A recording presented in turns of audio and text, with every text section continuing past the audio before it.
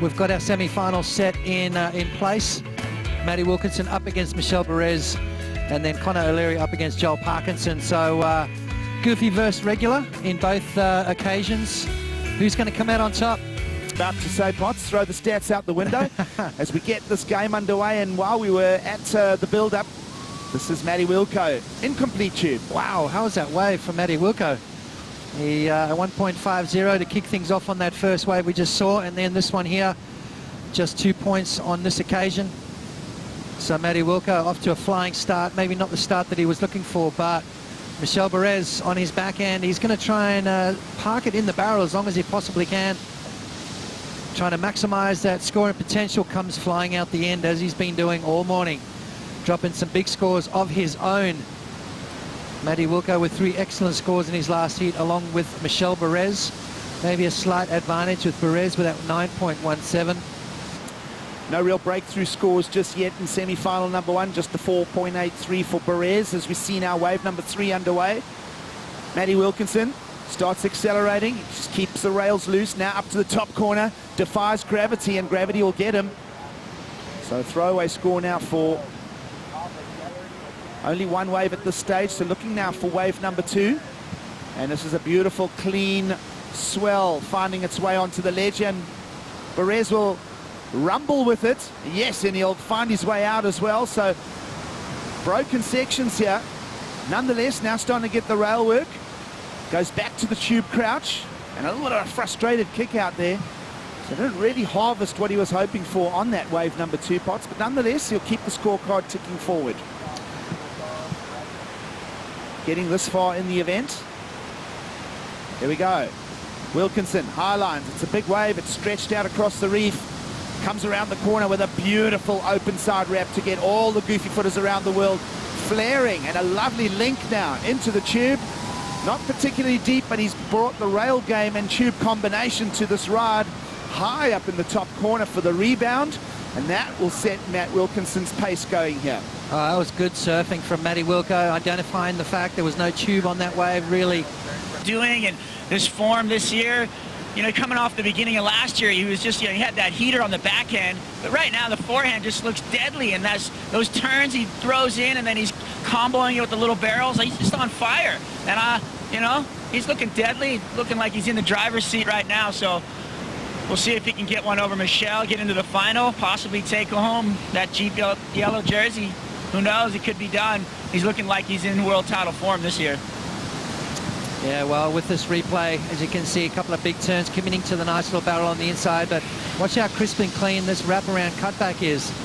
So Matty Wilco just really focusing on each turn, making sure that there is no mistakes involved, and oh, have a look at that. A big score for 3 solid maneuvers with a smallish barrel. Matty Wilkinson finds an 8.33 as we switch now to Michel Bourez. High up on the reef, takes the run, starts to go into this tube stance, now crouching, got that hand forwards to accelerate, and he finds the forward momentum, and now into the inside section. Good backhand hit. Is there another one just to wrap it? Doesn't matter, it was a good tube from Michel Bourez, and we're setting a great matchup here in semi-final number 1. 8.33 gigs, that's a massive score. He only knows one speed on that jet ski. Let's have a look at this though as we break down the barrel. Yeah, flat out. And then here we go. Michel Bourez just taking his time, waiting for it.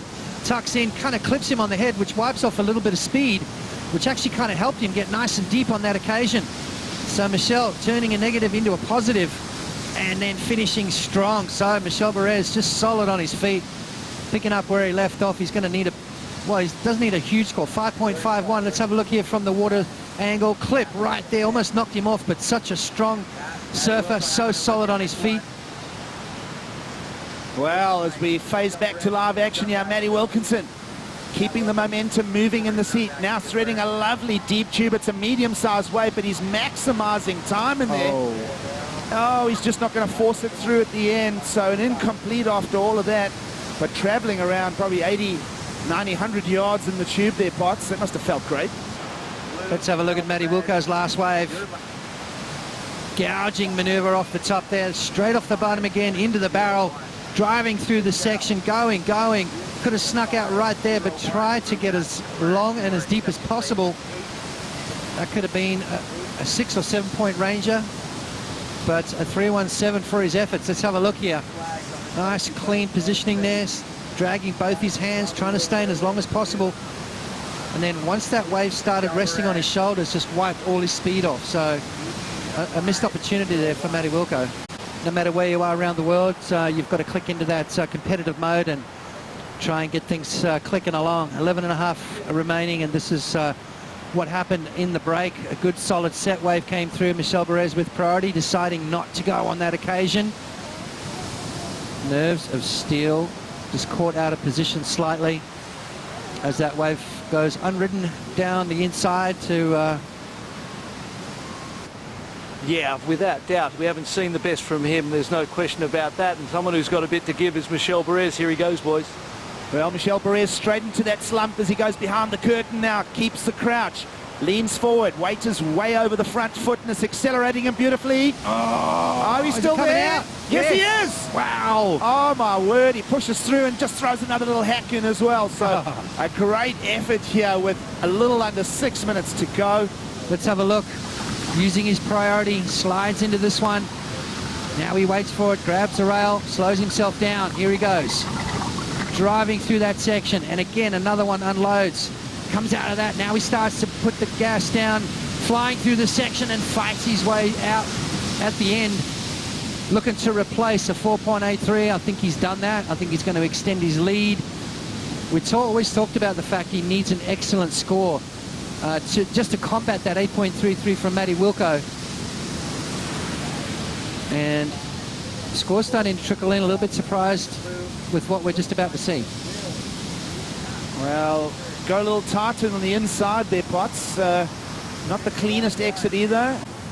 Just to put a bit of pressure on Matty Wilco. Just 4 points required by the Australian. Here he goes. Look at the size of this one as Wilkinson now comes off the bottom, lines it up, goes to the top end of the face, now drops it back down. This wave is tracking down the reef.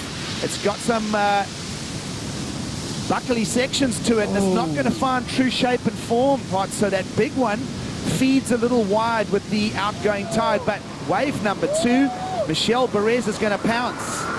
And he goes back to the tube tuck, multiple sections. He threads it. It's not a long one, but he'll keep it moving now through to the inside. Gets the hack. Nice 90-degree jam there. He's feeling it. He gets, what are you thinking, the better of that exchange? Yes? Yeah, big solid wave for Matty Wilco. Kind of looking for the barrel. He should have gone to his trademark turns here. See how he was hunting for the tube, looking for it, looking for it. It wasn't offering it, and then by the time he got down through the inside, the wave had disappeared. So I would have loved to have seen Matty Wilco just go to those big turns. Michel Bourez, a high line tube ride, comes flying out the end of it. And then this big turn from Michel bangs it into the face of the wave, and he says, come on, give me the score. And look at that from Michel Bourez, a very tight tube, high line there in the barrel, not those big, nice, clean, open. His decisions, and he's going to commit to this. So here we go. This is the important moment for the Australian. Wraps it. He's been doing beautiful wraps all week, and now he parks it in the tube. It's got some thick lip to it, and he accelerates beautifully. He's in and out, and he's feeling it. Matt Wilkinson. The clock now is bottomed out. Matty Wilco didn't turn the heat with his 1.60. Slicing maneuver, slides off the bottom, stalls into the barrel, driving through that section, comes out nice and clean. 5.67? Is that a 5.67? I can't tell. We're looking at each other in the booth here. What do you folks think at home? Beautiful thread. Love that rail. Think about how long Michel Bourez's 6.10 was. That long driving tube ride. This was Michel Bourez's 6.10. Slows down, pulls in, driving, in the barrel. Second section, drives through that second section into the third, into the fourth section, driving, and comes out. So that was a 6.10. And Matt Wilkinson has turned the heat here. What a last-ditch effort. You saw him feeling it. He was bubbling over, and he'll continue the tradition of Goofy Foot success here in Fiji. Matt Wilkinson is a finalist here. at the Outerknown Fiji Pro. Wow.